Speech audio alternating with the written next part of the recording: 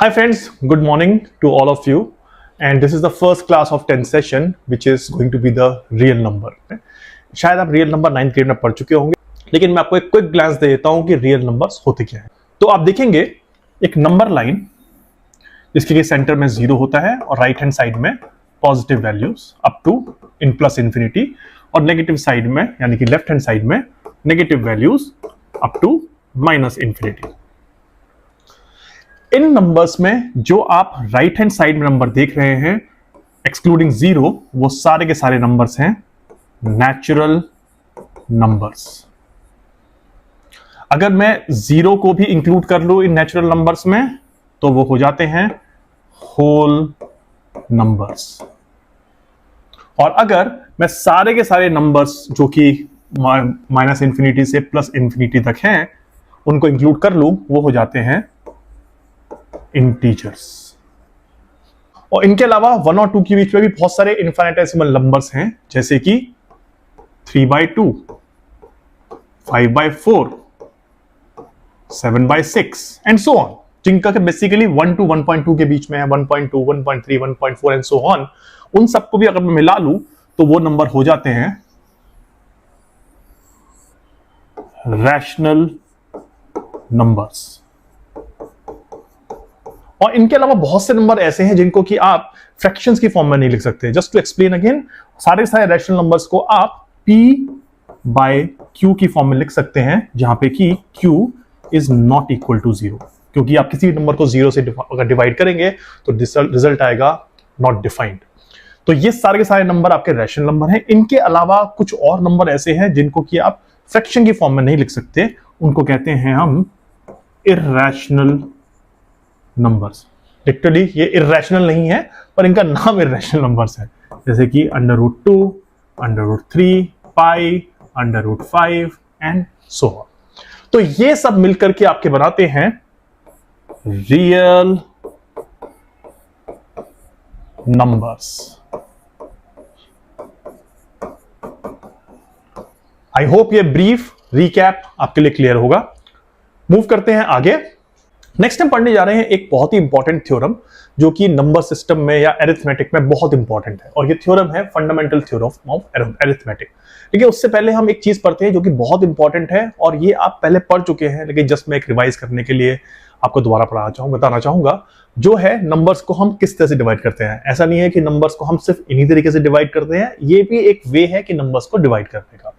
जो तरीका है नंबर्स को डिवाइड करने का वो है कंपोजिट नंबर्स, और दूसरा है प्राइम नंबर्स।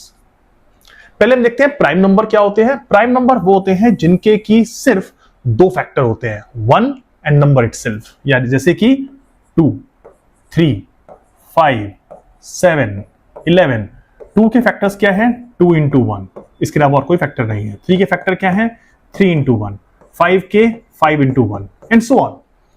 लेकिन इसके अलावा कुछ नंबर्स ऐसे हैं जिनके की उस नंबर और 1 के अलावा बहुत सारे और फैक्टर्स होते हैं, वो होते हैं कंपोजिट नंबर्स, जैसे कि 12, 15, 24। और अगर हम देखें तो 12 के डिफरेंट फैक्टर्स हो सकते हैं, जिनको कि हम कर सकते हैं 12 × 1, 6 × 2, 4 × 3 and so on. Similar way में 15 के फैक्टर्स हो सकते हैं 5 × 3, 15 × 1, 1 × 15 एंड सो ऑन। तो ये है डिफरेंस कंपोजिट नंबर्स और प्राइम नंबर्स के बीच में।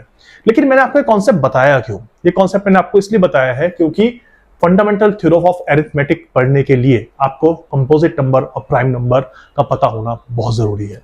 तो फंडामेंटल थ्योरम ऑफ अरिथमेटिक क्या कहती है कि every positive integer greater than 1 is either a prime or a product of primes। हम एक्सप्लेन करेंगे, समझेंगे इसको ठीक से।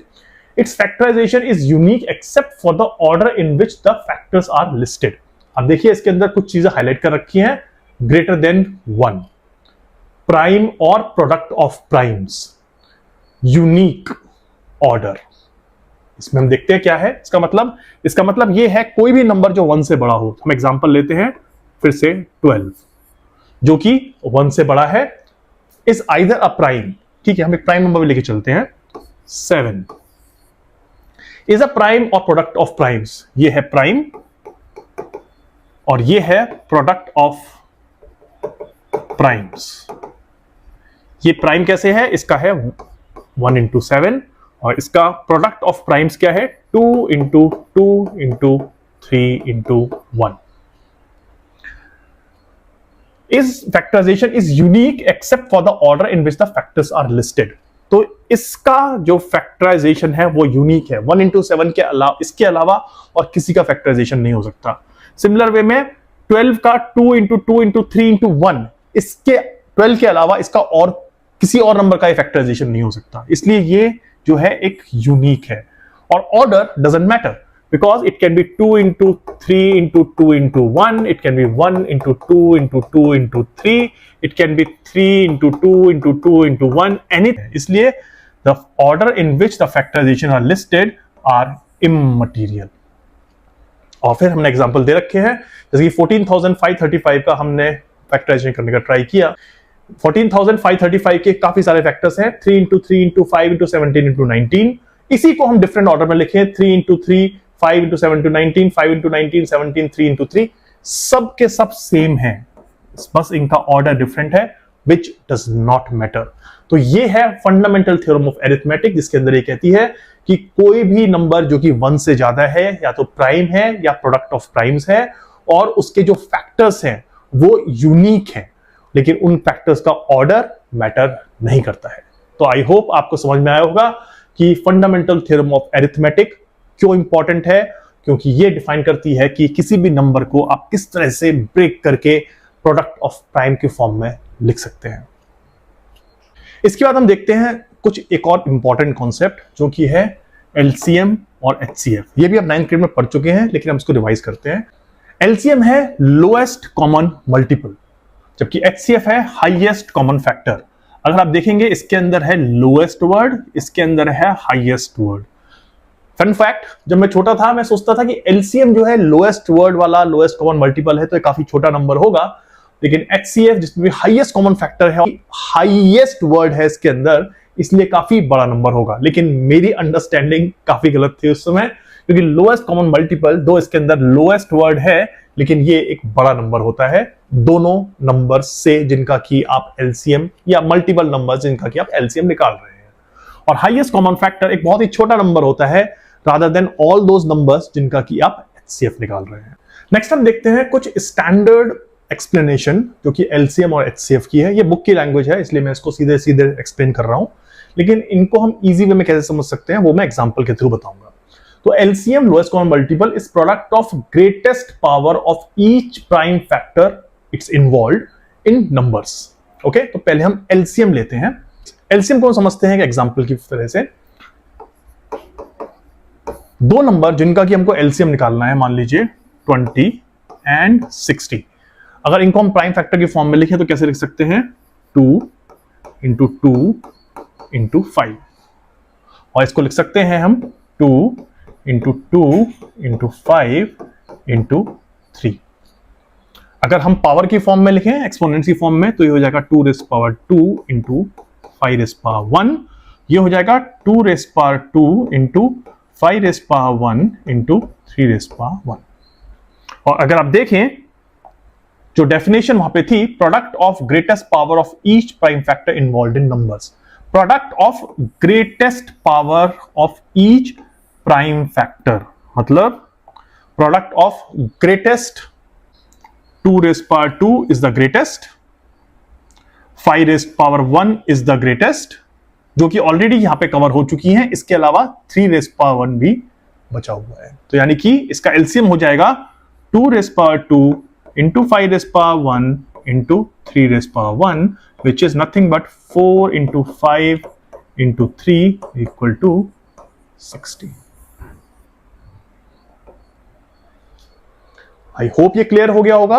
इसके अलावा एक तरीका और है जो कि प्राइम मेथड फैक्टराइजेशन है, वो भी हम देखते हैं। उसके लिए हमको इस तरह से एक बॉक्स बनाना होगा। यहां पे लिखिए आप नंबर 20 और 60। इसको आप डिवाइड करना स्टार्ट कीजिए स्मॉलेस्ट प्राइम पॉसिबल नंबर से। जो प्राइम पॉसिबल नंबर इन दोनों को डिवाइड करेगा पहले वो होगा 2। ये हो जाएगा 10 और ये हो जाएगा 30। फिर देखिए कि ऐसा कौन सा पॉसिबल स्मॉलेस्ट प्राइम नंबर है जो इनको डिवाइड कर सकता है। फिर से आता है 2 और ये हो जाता है 5 और ये हो जाता है 15। Now next possible smallest prime number is 5 1 3। क्या इसके बाद कोई और कॉमन प्राइम नंबर है जो कि इन दो नंबर को डिवाइड कर दे? नहीं। तो यानी कि जो इसका एलसीएम हो गया वो हो गया 2 into 2 into 5 into 1 into 3। That means 60। ये है prime factorization method. I hope आपको एलसीएम प्राइम फैक्टराइजेशन वेद के थ्रू क्लियर हो गया होगा। अगर एग्जाम में आपसे 2 या 2 से ज्यादा नंबर्स का एलसीएम पूछा जाता है तो आपको यह मेथड यूज करना है जिससे कि आप एलसीएम निकाल सके, और ये पूरा का पूरा स्टेप है, तभी आपको फुल मार्क्स मिलेंगे। नेक्स्ट हम देखते हैं एचसीएफ, हाईएस्ट कॉमन फैक्टर क्या है, जो कि है product of smallest power of each common prime factor. यानी कि जो उनके कॉमन फैक्टर्स हैं उनकी स्मॉलेस्ट पावर। हम एग्जांपल समझते हैं इसको, जो है 240 एंड 64। हमको देखना होगा कि इनके कॉमन फैक्टर्स कौन से हैं। पहला कॉमन फैक्टर है obviously 2, 120, 32। Next is again 2, 60 and 16। फिर से हो जाता है 2, 30 एंड 8। एक और 2 जाता है 15 एंड 4। अब इसके बाद देखिए कि कोई भी ऐसा कॉमन फैक्टर नहीं है जो कि इन दोनों का कॉमन फैक्टर हो, कोई भी ऐसा फैक्टर नहीं बचा है। तो यानी कि इसका एचसीएफ क्या हो गया, 2 into 2 into 2 into 2 which is 2 raised power 4, that means 32।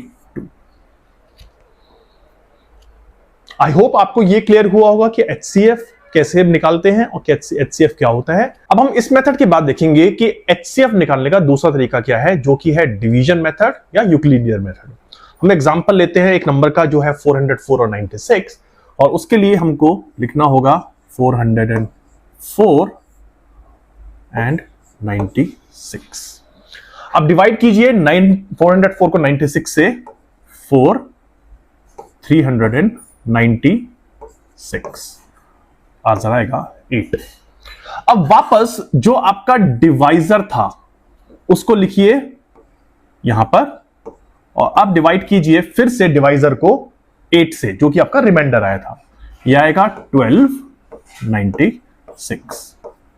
आपको यह स्टेप तब तक करते रहना है जब तक कि आपका रिमाइंडर 0 ना हो जाए, और जिस स्टेप पे जाकर के आपका रिमाइंडर 0 होता है, जो डिवाइजर आपके पास उस समय था वही डिवाइजर आपका एचसीएफ है। यह है डिवाइजर मेथड, डिवीजन मेथड या यूक्लिडियन मेथड। अगर एग्जाम में आपके लिए कोई भी क्वेश्चन आता है एचसीएफ फाइंड करने का, तो आपको इस मेथड से यूज करना है। प्राइम फैक्टराइजेशन मेथड सिर्फ उन केसेस के लिए होता है जहां पे कि आपको फैक्टर करना काफी इजी होता है और वो काफी इंट्यूटिव होता है, लेकिन जहां पे कि नंबर बड़े हो जाते हैं उन केसेस में आप प्राइम फैक्टराइजेशन मेथड से इजीली एचसीएफ नहीं निकाल सकते। तो उस केस में हम यूज करते हैं डिवीजन मेथड, जिसको कि यूक्लिडियन मेथड भी कहते हैं। आई होप आपको यह समझ में आया होगा। आपको एक चीज बता दूं कि एचसीएफ को जीसीडी भी कहते हैं, जिसको कहते हैं ग्रेटेस्ट कॉमन डिवाइजर। अगर आप कभी एचसीएफ या जीसीडी ये टर्मिनोलॉजी सुने तो कंफ्यूज ना हो, क्योंकि दोनों की दोनों टर्मिनोलॉजी सेम होती है। अब इसके बाद हम एक और बहुत ही इंपॉर्टेंट टर्म ऑफ फॉर्मूला देखते हैं, जो कि आपने पढ़ा होगा शायद 9th ग्रेड में, लेकिन मैं आपको फिर से एक्सप्लेन कर देता हूं अगर आपने नहीं पढ़ा है। इस पे श्योर एंड शॉर्ट एक क्वेश्चन एग्जाम में आता ही आता है। एलसीएम और एचसीएफ का product is equal to product of number 1 and number 2। Example लेते हैं इजी, 60 एंड 20। इसका एलसीएम हो गया 2 into 5 into 1 into 3 is 60 is your LCM, while 2 into 2 into 5 that means 20 is their HCF. देखते हैं कि ये फॉर्मूला और ये टर्म जो हमने यहां पे कैलकुलेट की है ये एक्चुअली सही होती है या नहीं। तो LCM यानी कि 60 multiplied by HCM which is 20 is equal to 20 into 60. I hope आपको एग्जांपल समझ में आया होगा और आपको ये समझ में आया होगा कि LCM into HCF is number 1 into number 2 किस तरह से हेल्पफुल होता है। इस पे काफी क्वेश्चंस आते हैं और क्वेश्चंस इस प्रकार के होते हैं कि LCM of a number is 20, HCF of the two number is 2. If one of the number is equal to 5, please find the other number. तो इसमें क्या करना होगा 20 into 2 is equal to 5 into x. From this, x is equal to 20 into 2 by 5. That means x is equal to 8. So other number is equal to 8. लेकिन ध्यान रखिए LCM into HCF is equal to number 1 into number 2 सिर्फ उस case में applicable होता है जहां पे आपके पास दो नंबर हो। आई होप आपको ये फॉर्मूला, ये एग्जाम्पल और किस तरह के क्वेश्चन एग्जाम में आते हैं क्लियर हो गया होगा। अगर आपको कोई भी डाउट है LCM, HCF या फिर थ्योरम ऑफ अरिथमेटिक पर, तो प्लीज कमेंट सेक्शन में मुझे मेंशन कीजिए कि आपको क्या समझ में नहीं आया है, क्या क्लियर नहीं हुआ है। मैं आपको बेटर वे में एक्सप्लेन करने का ट्राई करूंगा। अब हम पढ़ने वाले हैं इरेशनल नंबर्स। इरेशनल नंबर्स वो नंबर होते हैं जो कि P by Q की फॉर्म में नहीं लिखे जा सकते हैं। ये चीज हम ऑलरेडी 9th ग्रेड में पढ़ चुके हैं और अगर आपको ये चीजें रिवाइज करनी है तो आप मेरा 9th ग्रेड का वीडियो भी देख सकते हैं। उस पर मैंने पूरा का पूरा इरेशनल नंबर एक्सप्लेन किया है। यहां पे 10th ग्रेड के स्कोप में आपके पास दो चीजें हैं। फर्स्ट थिंग जो आपको लर्न करनी है 10th ग्रेड में वो है थ्योरम, और सेकेंड थिंग वो है कि आप कैसे प्रूव करेंगे कि √2, √3, √2 - 5 ये इरेशनल नंबर्स हैं जो कि प्रूव होते हैं on the basis of point of contradiction पर। क्या है वो पॉइंट ऑफ कॉन्ट्राडिक्शन, कैसे हम प्रूव करेंगे, आइए देखते हैं। लास्ट क्लास में हम फंडामेंटल थ्योरम ऑफ अरिथमेटिक कर चुके हैं। अब हम करेंगे उसका सेकंड पार्ट और वो पार्ट है 1.2। थ्योरम 1.2 कहती है कि let P be a prime number, मतलब P अगर एक प्राइम नंबर है and P divides a square, then P divides A also provided P is a positive integer। 5 seconds के लिए इस डेफिनेशन को देखिए, दोबारा पढ़िए और समझने का ट्राई कीजिए डेफिनेशन क्या कह रही है। इसके बाद हम एक एग्जांपल के थ्रू इसको समझेंगे। ओके, हम देखते हैं example. Let P be a prime number. मान लीजिए P is equal to 2 which is a prime number and P divides A square. तो A स्क्वायर हम लेते हैं 36 विच P डिवाइड्स। तो A कितना होगा, A होगा 6। अब हम देखते हैं कि ये सारी की सारी वैल्यू इस पर्टिकुलर डेफिनेशन में रखते हैं। P be a prime number, 2 is a prime number, yes. 2 divides A square, yes. Then 2 divides A also, that means 2 divides 6 also where A is a positive integer, यानी कि 6 जो है positive integer है। That's correct। पर क्या ये fluke है या सही में ये करेक्ट है? एक और एग्जांपल्स देखते हैं। Let P is equal to 5, A square is equal to 625, then A will be equal to 25। तो हम देखते हैं कि क्या यह पर्टिकुलर डेफिनेशन इस नंबर पे भी एप्लीकेबल होती है। A स्क्वायर है 625, P जो कि प्राइम नंबर है उसको डिवाइड करता है, यानी कि first and second condition are correct. और सेकंड कंडीशन का सेकंड पार्ट कि P जो है यानी कि 5 जो है वो A को भी डिवाइड करता है, वो भी करेक्ट है। और A is a positive integer, यानी कि 25 is a positive integer. That means this particular theorem is correct। तो यानी कि ये थ्योरम 1.2 जो हमने पढ़ी, फंडामेंटल थ्योरम ऑफ अरिथमेटिक का सेकंड पार्ट, ये एक बहुत ही इंपॉर्टेंट थ्योरम है। लेकिन आप सोच रहे होंगे कि ये तो बहुत ऑब्वियस सा है, राइट? ये पर्टिकुलर थ्योरम इतनी इंपॉर्टेंट क्यों है, ये चीज हम समझेंगे अब जब हम बात करेंगे इर्रेशनल नंबर्स की, और हम प्रूफ करेंगे कि √2, √3, √5 ये इर्रेशनल नंबर हैं, अगर हैं तो कैसे। तो हमको प्रूव करना है कि √2 एक इर्रेशनल नंबर है, और इसको प्रूव करने के लिए जो चीज हम यूज करेंगे उसको कहते हैं प्रूफ बाय कॉन्ट्राडिक्शन। यानी कि हम कुछ चीज एज्यूम करेंगे और हम प्रूव करेंगे कि जो हमने एज्यूम किया है वो गलत है। Confused? It's okay, don't be confused. मैं समझाता हूं कि प्रूफ ऑफ कॉन्ट्राडिक्शन क्या होता है। प्रूफ ऑफ कॉन्ट्राडिक्शन का पहला स्टेटमेंट होता है कि मान लीजिए √2 इज अ रैशनल नंबर।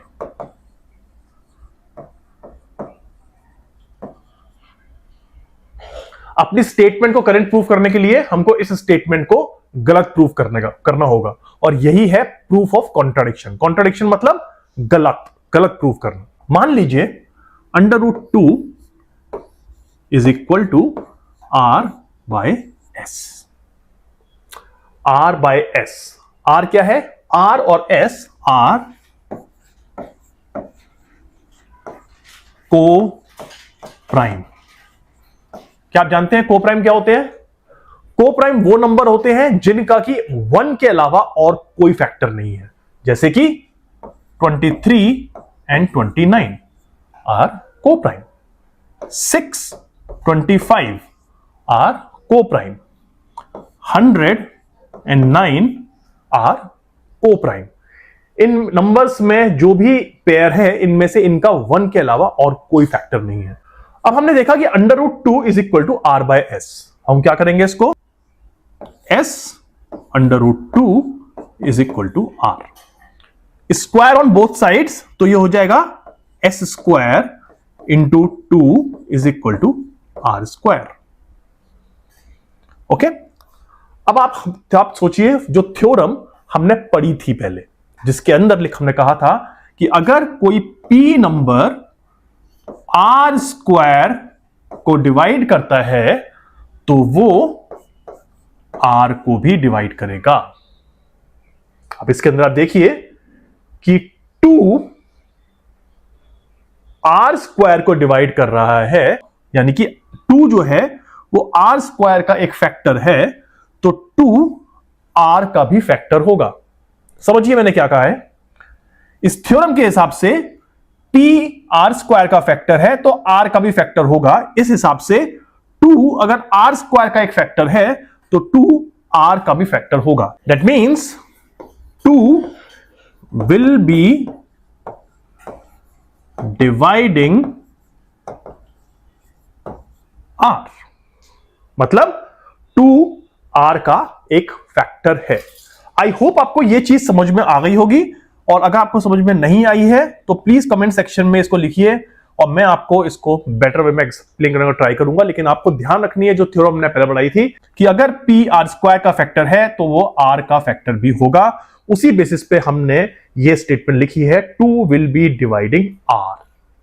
अब अगर 2 R को डिवाइड कर रहा है तो इसका मतलब हम इसको क्या ऐसे लिख सकते हैं? R is equal to some C type of 2, यानी कि R is equal to 2C। अगर R 2 से डिवाइड हो रहा है तो ऑब्वियसली 2 के टेबल में आ रहा होगा। अब 2 के टेबल में आ रहा है तो 2 some number multiplied will become R।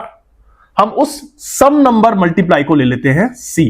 That means R is equal to 2C, यहां पे कि C is equal to an integer. I hope आपको यह चीज इसके बाद क्लियर हो गई होगी। लास्ट पेज से हम ये दो चीजें लेके आए हैं कि √2 हमने एज्यूम किया था R/S, और हमने फाइनली पूरा का पूरा डेरिवेशन करके निकाला कि R is equal to 2 times of some number जिसको मल्टीप्लाई करने पर 2 से R आता है। अब ये वैल्यू R की हम इस इक्वेशन में इनपुट कर देंगे, तो ये हो जाएगा √2 is equal to 2C/S। Again we square it, लेकिन उससे पहले हम इसको लिख लेते हैं S√2 is equal to 2C is equal, that means implies कि अगर दोनों को हम स्क्वायर करते हैं, स्क्वायर बोथ साइड्स, तो ये हो जाता है 2s square is equal to 4c square, which basically is s square is equal to 2c square. अब हम वापस अपनी थ्योरम पे जाते हैं और वो थ्योरम कहती है कि अगर कोई पर्टिकुलर नंबर उसके स्क्वायर को डिवाइड कर सकता है तो वो उस नंबर को भी डिवाइड कर सकता है। यानी कि अगर 2s स्क्वायर को डिवाइड कर सकता है तो 2s को भी डिवाइड कर सकता है। That means s can be divided by 2। तो अब हमको अंडर रूट 2 को इर्रेशनल नंबर प्रूव करने में ज्यादा डिफिकल्टी नहीं होगी, क्योंकि हमने दो चीजें प्रूव की हैं कि 2 will be dividing r, that means 2 is a factor of r, और सेकेंड चीज जो हमने डिसाइड की है वो है s can be divided by r, that means 2 is a factor of s also. So simple, 2 is a factor of r and s both। Sorry, वो रैंड्स हो गया है, पर वो r and s है, आप समझ गए होंगे वो चीज। ये बहुत ही इंपॉर्टेंट चीज है, इसको ध्यान रखे देखिए एक बार, और इसके बाद हम इस स्टेटमेंट को कंक्लूड करेंगे। 2 is a factor of r and s both। मैं जाता हूं वापस शीट पर और वहां देखते हैं कि हमने एक लाइन लिखी थी, जो लाइन थी R and S are coprime. इसका मतलब यह है कि R and S का और कोई फैक्टर नहीं है 1 के अलावा। पर ये क्या, यहां पे हम देख रहे हैं कि 2 is a factor of R and S both. ये कैसे हो सकता है? That means there is a conflict and this is called proof of contradiction, जहां पे कि हमने कहा कि R और S दोनों के दोनों को प्राइम है, लेकिन हमने वापस प्रूव कर दिया कि 2 R और S दोनों का एक फैक्टर है। इसका मतलब वो दो नंबर को प्राइम नहीं है। तो जो हमने एजम्पशन लगाया था वो हमने कॉन्ट्राडिक्ट कर दी, और इसी के साथ हमारा ये प्रूव हो गया। तो under root 2 is a irrational number.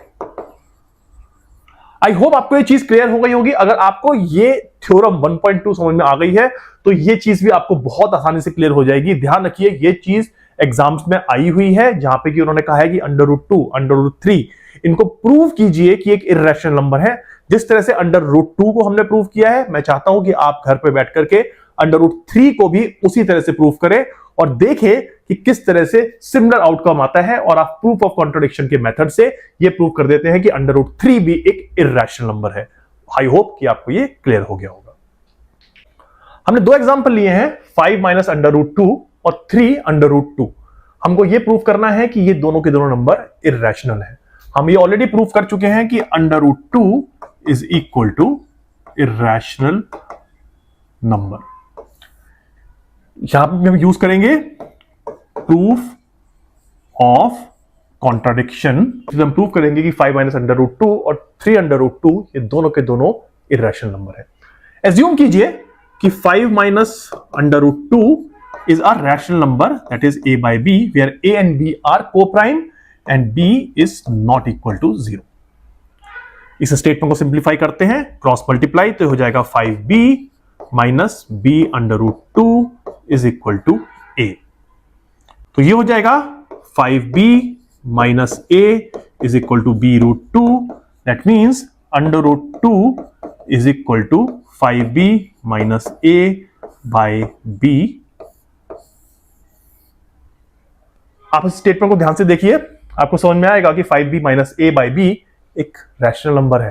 पर ऑलरेडी हम प्रूव कर चुके हैं कि अंडर रूट 2 तो एक इर्रेशनल नंबर है। That means this particular statement is wrong, और ये प्रूव हो गया है कि जो हमने पहले एजम्पशन लिया था कि 5 minus under root 2 is equal to a by b, ये भी गलत है। इसलिए 5 minus under root 2 is a irrational number. Next example लेते हैं 3/√2 का। सिमिलर वे में हम पहले एज्यूम करते हैं कि 3/√2 एक रैशनल नंबर है, तो हम लिखते हैं 3/√2 is equal to a by b, where again a and b are co-prime and b is not equal to 0. Cross multiply तो ये हो जाता है √2 is equal to a by 3b. Again इस स्टेटमेंट को ध्यान से देखिए, आपको समझ में आएगा कि a by 3b एक रैशनल नंबर है, लेकिन हम फिर ऑलरेडी प्रूव कर चुके हैं कि √2 तो एक इर्रेशनल नंबर है। तो ये चीज कैसे पॉसिबल है? इसका मतलब ये भी गलत है, इसका मतलब ये भी गलत है, और इसका मतलब 3/√2 एक इर्रेशनल नंबर है। अगर आपके एग्जाम में क्वेश्चन आता है कि 5-√2 या 3/√2 प्रूव करना है कि ये इर्रेशनल नंबर है, तो सीधे बस ऐसे मत कर दीजिएगा, क्योंकि आपने कहीं पे प्रूव नहीं किया यहां पे कि √2 एक इर्रेशनल नंबर है। तो पहले आपको यह प्रूव करना है कि जो भी टर्म आपकी √रूट के अंदर है वो इर्रेशनल नंबर है। ये √2 भी हो सकता है, √3 भी हो सकता है, √5 भी हो सकता है। तो जो हमने पहली वाली 1.2 के बेसिस पे ये प्रूव किया था कि √2 एक इर्रेशनल नंबर है, आप पहले वो प्रूव कीजिए, उसके बाद उस फैलेसी के बेसिस पे ये निकालिए कि ये पर्टिकुलर टर्म या ये पर्टिकुलर टर्म आपकी इर्रेशनल नंबर है। आई होप आपको ये क्लियर हुआ होगा। ये था इर्रेशनल नंबर, और इसी के साथ आपकी एनसीईआरटी बुक में जो फर्स्ट चैप्टर है रियल नंबर्स का, वो होता है कंप्लीट। नेक्स्ट चैप्टर जो हम पढ़ेंगे रियल नंबर्स के बाद, जो कि है एनसीईआरटी बुक के अकॉर्डिंगली चैप्टर नंबर 2, वो है पॉलिनोमियल्स। पॉलिनोमियल्स अलजेब्रा का एक बहुत ही इंपॉर्टेंट पार्ट है, बहुत ही इंटरेस्टिंग टॉपिक है, मजा आएगा पढ़ने में। प्रैक्टिकल एग्जांपल्स लेंगे, तो stay tuned, keep learning, have a good day, bye.